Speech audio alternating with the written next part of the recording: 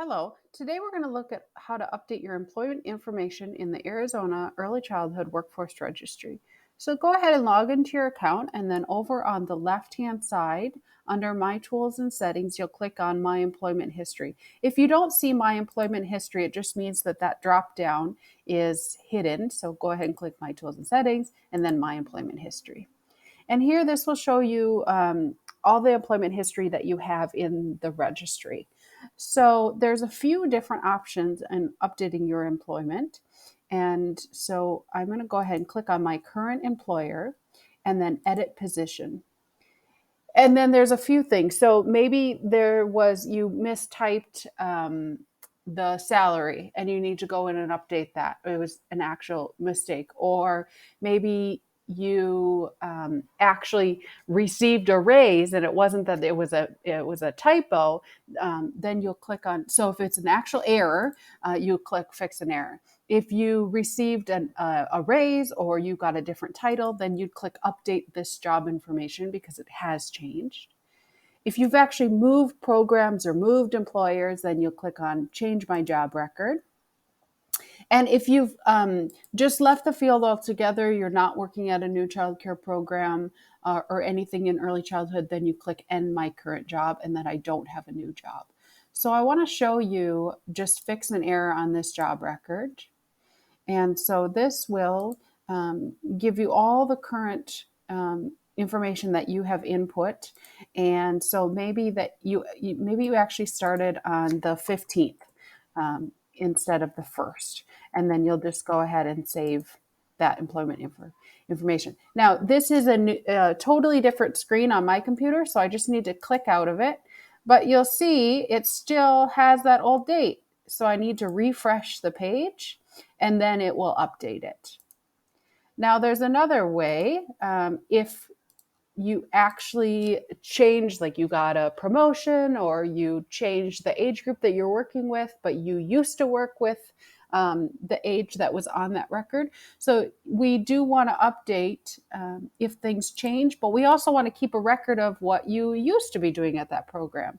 So this way, instead of just fixing error, we'll update the information because it's changed. And so now, say I move from being a group teacher with preschool to I'm now working with infants. And this isn't just if you kind of move around day to day or you need to go help with infants for a couple weeks while someone was out. This is if you actually change permanently the work that you're doing at that program. So maybe this took effect in January of 2020, let's say that. And then it's going to ask you, did any of these other things change? And they didn't.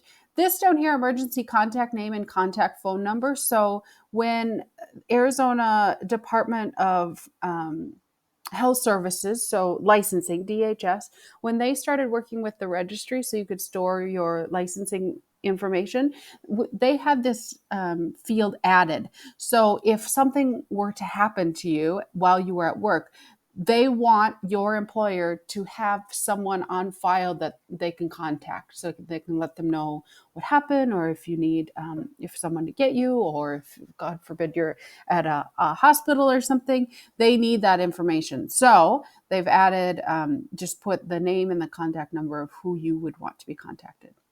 Last, this immunization attestation, that's saying, yep, I testify, or I am promising that I have all my immunizations that are required to work in a child care center or a home. You don't upload a file or anything. You just say, yes, I attest or I agree that I do have all those necessary vaccinations or immunizations. And then you click update employment information. Again, close out of that screen. And again, refresh. And now you can see it actually added another line. So this is the group teacher working with preschool, and this is the group teacher working with infants. So what if you actually completely changed employers? You're now working at a brand new, totally different program. So you can either go in and edit position, or up here you can add new employment information. And you can say, add my current job or add an old job that I'm not at. So if you wanted to, maybe for your resume or something, you wanted to keep track of the the positions that you had, and you remembered, oh, that's right, I worked at that one while I was in high school. You could go ahead and add that old job or add my new current job. Now, when you do this, I'll show you, it will automatically, the system will end this employment when you put the new start date of your new employer. So I'm not going to do that because I don't want this employment to end.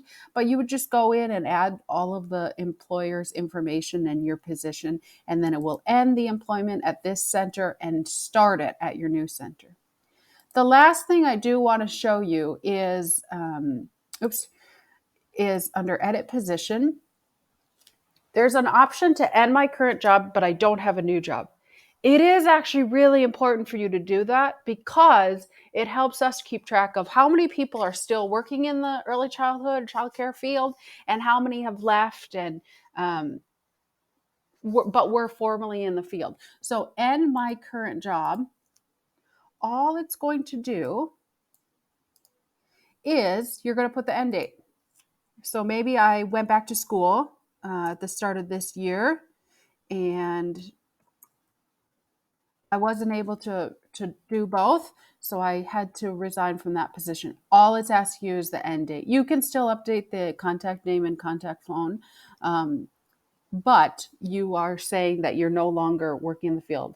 So this is saying you may authorize the administrator associated with your current program and the registry to verify this position. Complete the following authorization if you wish to do so.